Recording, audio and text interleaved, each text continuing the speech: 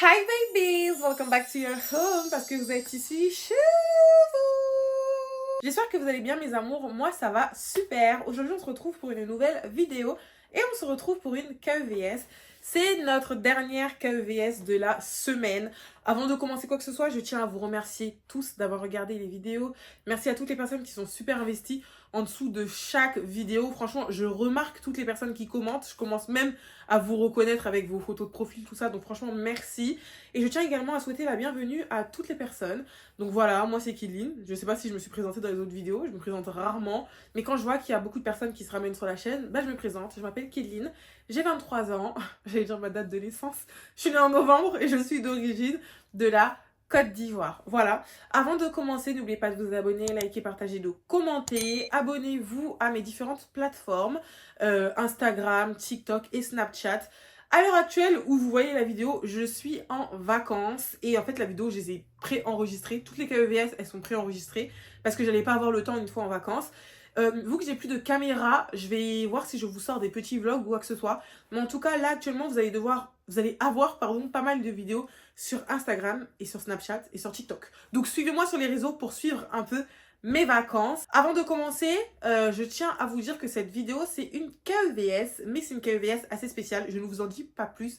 On passe directement à l'histoire d'aujourd'hui. Alors comme je vous l'ai dit dans l'introduction, la KEVS d'aujourd'hui c'est une KEVS assez spéciale parce que oui, vous allez avoir une KEVS, mais vous allez aussi avoir 4 questions de KVDC que je vais tourner un peu en KEVS pour avoir mon avis. Donc on va commencer avec la KEVS, donc la plus grande histoire. Donc la KEVS c'est celle de Regina, elle a 25 ans et elle est mariée avec Karim. Faut savoir que tous les deux ne sont pas du tout de la même origine et franchement ça a son importance, vous allez savoir pourquoi je dis ça. En général je le dis pas, à part si ça a son importance dans l'histoire. Avec Karim, ils se sont tous les deux rencontrés au lycée. Donc au début, en fait, du côté de Karim, c'était plus de l'amitié. Sauf que Regina, elle a toujours été en kiff sur lui. Karim, c'est un grand jeune homme, bien gaillard, supplément bronzé, supplément... En fait, je sais pas si vous voyez le type, c'est pas un Albanais, hein, mais vous voyez un peu comment les Albanais sont typés, parfois ils ont les yeux clairs et tout. Et ben, c'est exactement comment Karim, il est.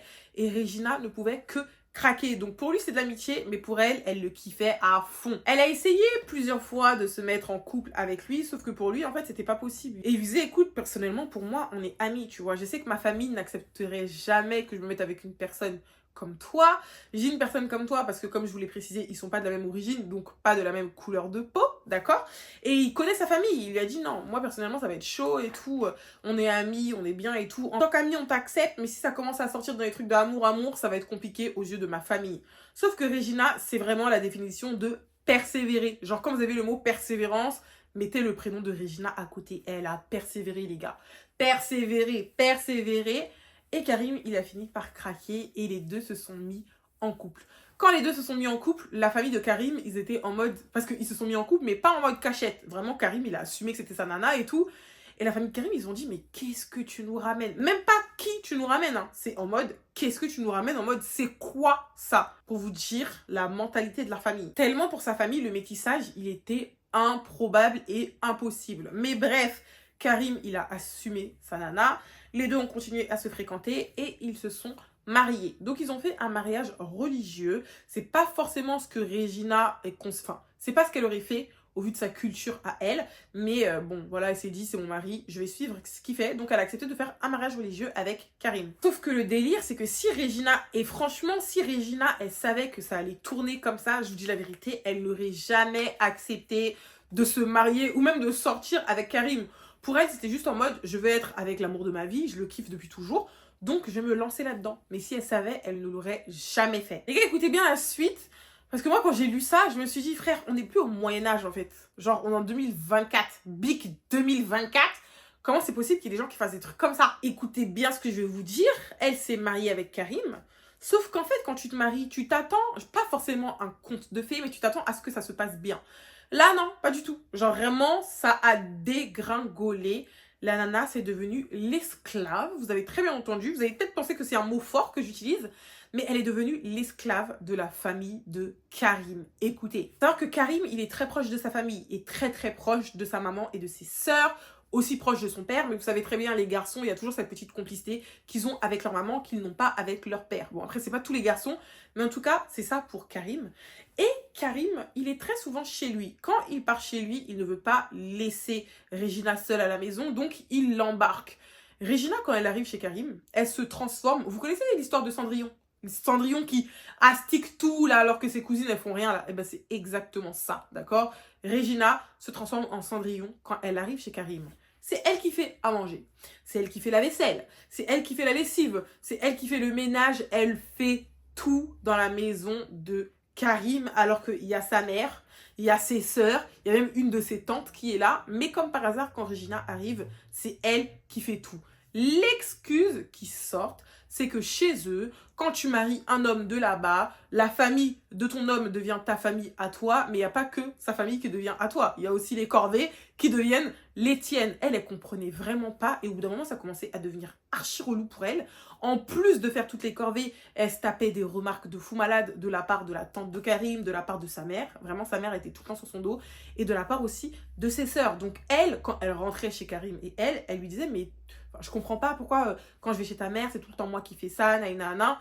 Karim, au lieu de fermer sa bouche, à chaque fois qu'il a une conversation avec Regina, il va en parler avec sa mère. Et tout ce que sa mère lui dit, il vient le rapporter à Regina. Vraiment un homme, une princesse en fait. C'est une princesse ce mec, c'est vraiment un plouc. Et tout ce qu'il trouve à faire, c'est de dire à Regina, ouais, t'es paresseuse. Ma mère, elle dit que si tu réagis comme ça, c'est parce que t'as la flemme, t'as pas envie, tu m'aimes pas vraiment. Enfin bref, Regina, elle est dans un truc où elle ne sait pas quoi faire parce qu'à chaque fois qu'elle se plaint, on la traite de paresseuse. Elle est obligée d'aller tout le temps avec Karim chez sa famille. Même quand elle dit non, Karim la force à venir chez sa famille. Et elle ne sait pas quoi faire. Comment elle peut se comporter déjà pour ne plus aller là-bas. Qu'est-ce qu'elle peut dire à Karim pour ne plus y aller. Mais elle n'a pas envie non plus de quitter son mari. Raison pour laquelle elle a décidé de nous raconter sa KEVS pour avoir notre avis. Donc dites-moi ce que vous en pensez dans les commentaires. Moi, je vais donner mon avis maintenant. Franchement, mon avis, il va être très rapide, très simple, bref et concis. Fuis, ma belle. Parce que déjà, t'atterris dans une famille de fachos, des racistes. J'aurais jamais mis les pieds là-bas, c'est mort. T'atterris dans une famille, ils sont encore au Moyen-Âge. Et c'est toi qui traites de flemmarde, alors que quand t'arrives chez eux, c'est toi qui fais tout. C'est eux, les flemmards, et en fait, tu es leur esclave. C'est peut-être fort, mais tu es leur esclave. C'est pas possible de tout faire pour eux. Déjà, pour moi, là, il y a un problème. Et en plus, ton mari ne dit rien. Ma belle, qu'est-ce que tu fous encore là-bas? Genre, j'ai l'impression que faire ça, ça te plaît, carrément. Je sais pas vous, mais en tout cas, moi, à sa place, je ne serais jamais restée dans une famille comme ça. Soit tu parles avec ton mari, vous arrivez à trouver un terrain d'entente. S'il veut aller chez sa famille, qu'il y aille. Mais moi, personnellement, je reste chez moi. Mais jamais de la vie, tu vas me forcer à aller chez ta famille, en fait. Enfin, pas du tout. Surtout pour faire des trucs comme ça, pas du tout. Donc, soit tu acceptes le conflit, ça passe ou ça casse. Ou soit tu restes là et tu subis. C'est ce que moi, j'en pense. Dites-moi ce que vous en pensez dans les commentaires. Donc voilà les gars, ça c'était tout pour la KEVS. On va directement passer aux questions KVDC qui sont, comme je vous l'ai dit, dans le même thème. Donc la première question, je l'ai choisi 4. La première question, c'est: mon mari est tout le temps collé à sa mère, c'est comme si elle était toujours présente dans mon foyer aussi, il n'écoute qu'elle. Que faire? Franchement, moi, les fils à maman, c'est un truc, je ne peux pas. Genre, à partir du moment où tu te maries, tu acceptes d'être collé à ta femme et rien d'autre, en fait.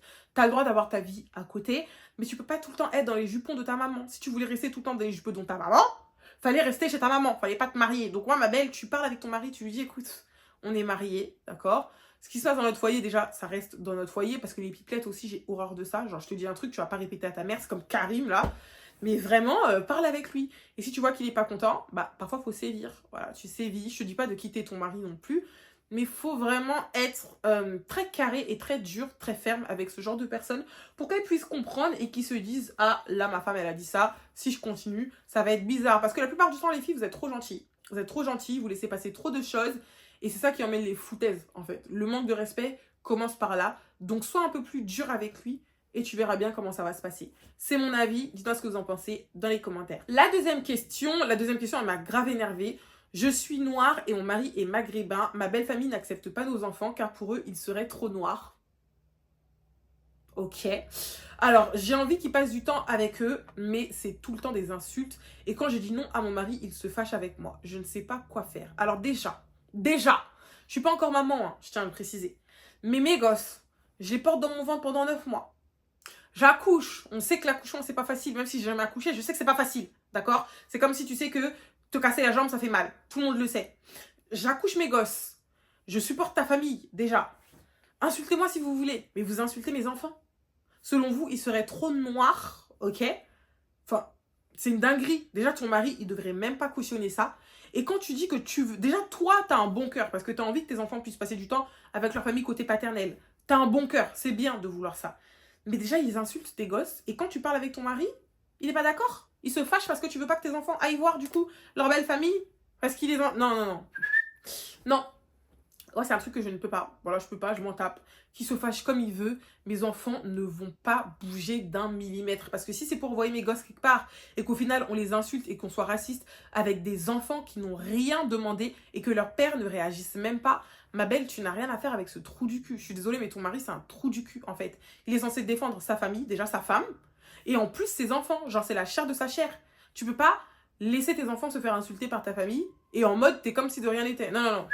Moi, personnellement, j'aurais jamais accepté. Je te dis la vérité, qu'ils se fâchent pas, je m'en fous. Mes enfants ne vont pas bouger. C'est ce que j'en pense. Dites-moi ce que vous en pensez dans les commentaires. Passe à la troisième question. La sœur de mon mari ne m'aime pas. C'est comme si elle était jalouse de notre relation alors que je suis sa femme, en fait. Oh là là, putain. Et je ne comprends pas parce que mon mari ne réagit pas. C'est moi qui suis folle ou j'ai raison. Alors, ma belle, tu n'es absolument pas folle. Ton mari, lui, il est fou. Sa sœur, elle est folle. Mais toi, tu es tout sauf folle. Genre, c'est pas normal qu'elle soit jalouse. En fait, je comprends pas. Bon, il y a deux types de jalousie. Il y a la petite jalousie en mode, elle a toujours vécu avec son frère, donc ça lui fait un peu mal au cœur qu'il soit avec quelqu'un. Mais pas mal au cœur en mode, elle ne t'accepte pas. Mal au cœur en mode, bah, je vais plus pouvoir trop être avec mon frère parce qu'il a quelqu'un. Mais je suis quand même contente pour lui parce qu'il a quelqu'un. Et il y a la jalousie en mode psychopathe, en mode, elle pense que c'est la meuf de son frère, alors que c'est sa sœur. Et elle te voit comme une rivale. Là, il y a un problème. Et je te rassure, tu n'es pas folle, c'est elle qui est folle.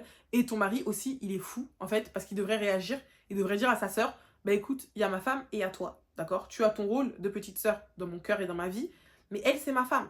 C'est ma femme. C'est la nana avec qui je vais faire mes gosses. C'est la nana à qui j'ai dit oui devant monsieur le maire. Donc, tu ne peux pas te comporter avec elle comme si c'était ta rivale. En fait, il y a un problème. Il y a un problème. Et là, c'est même pas à toi de parler avec ta belle-sœur, c'est à ton mari de parler avec elle pour lui dire, écoute, au bout d'un moment, il va falloir se calmer. Et en fait, vous devez savoir un truc. Vous devez savoir un truc. C'est que c'est à votre mari, en fait, de vous faire une place dans sa famille. Vous pouvez pas vous faire une place toute seule si lui ne vous fait même pas cette place-là. Ça sert à rien. Vous pouvez tout faire. Vraiment, faites tout ce que vous voulez. Faites tous les efforts du monde que vous voulez.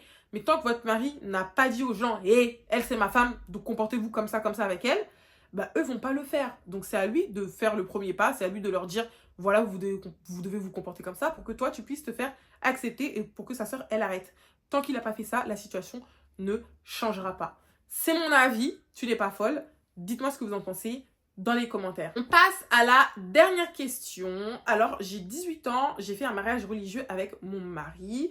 Le truc, c'est qu'il habite encore chez sa famille, mais je ne les sens pas. Je suis aussi chez ma famille et ils veulent que je m'installe avec eux, alors qu'au début, ils n'étaient pas du tout pour notre relation. Je ne sais pas si je dois accepter ou non. Qu'est-ce que tu aurais fait à ma place? Alors, franchement, vous voyez, j'ai très bien choisi les questions. Parce que la KEVS au début nous montre à quel point il ne faut pas tolérer les foutaises. Si tu acceptes d'aller chez ta belle famille, tu vas te retrouver exactement comme Regina avec Karim. Tu vas te retrouver à faire toutes leurs corvées. Tu vas te retrouver à être le petit toutou de ta belle famille, sachant qu'au début, ils n'étaient pas pour la relation. Je ne vois pas pourquoi ils t'imposeraient d'emménager chez eux. Si ton mari tient absolument à ce que vous habitiez ensemble, vous cherchez un appartement et vous allez vous installer là-bas tous les deux. Moi, je pars du principe où on est un nouveau couple, on est nouveau mariés, à moins qu'on soit vraiment dans la galère. Moi, je suis à la rue et toi, tu es chez ta famille. Là, dans ce cas-là, je vais chez ta famille. Mais là, je suis chez ma maman, mon papa, qui me traite comme une petite princesse, d'accord? Et je vais aller chez ta famille qui, au début, ne m'acceptait pas. Pourquoi faire? Pourquoi faire? S'il vous plaît, répondez-moi, pourquoi faire? Non, tu n'acceptes pas, ma belle. Tu n'acceptes pas. Tu lui fais comprendre, j'ai envie d'habiter avec toi, t'es mon mari, mais toi et moi, on va emménager ensemble que si on prend un appartement. En plus, là, vous êtes très jeune, vous avez 18 ans. Enfin, c'est pas comme si vous étiez en train de courir, c'est la course, faut qu'on fasse des bébés, faut qu'on... Non, tu vois, après, à partir du moment où vous êtes mariés, vous pouvez faire des gosses si vous voulez. Mais personnellement, moi, j'aurais pris un appartement et je lui aurais dit, c'est bien gentil, tu déclines respectueusement la proposition. Merci beaucoup de m'avoir proposé d'emménager avec vous. Mais bon, là, actuellement, je suis pas en galère, je suis chez ma famille. Je préfère que lui et moi prenions un appartement. C'est aussi simple que ça. Ils vont pas venir soulever tes bagages de chez tes parents pour te déposer chez lui. C'est toi qui décides. Profites-en pour avoir le contrôle dès maintenant et pour poser les bonnes bases avant que ça devienne n'importe quoi. C'est mon avis. Dites-moi ce que vous en pensez dans les commentaires. Voilà mes amours, c'est tout pour la KEVS/KVDC d'aujourd'hui. J'espère que vous avez bien aimé cette vidéo. Si ça vous a plu, je vais en faire plus souvent. Je vais essayer de regrouper les mêmes thèmes dans les KVDC et un thème KEVS pour vous faire une sorte de petite vidéo comme ça. Je ne sais pas si elle a été assez longue, je ne sais pas si elle a été trop longue non plus. Mais bref, j'espère que vous allez kiffer. Avant de quitter la vidéo, n'oubliez pas de vous abonner, liker, partager et de commenter. Et encore une fois, merci d'avoir été présent durant cette semaine de KEVS. On se dit à très bientôt pour la nouvelle KEVS ou la nouvelle KVDC. Je ne sais pas si je vais pouvoir filmer en vacances. Donc peut-être à mon retour de vacances, vous aurez des nouvelles vidéos. Et en attendant, n'oubliez pas de vous abonner à mes différentes plateformes Instagram, TikTok et Snapchat. Merci beaucoup et je vous fais de gros bisous et je vous dis à la prochaine pour la nouvelle vidéo.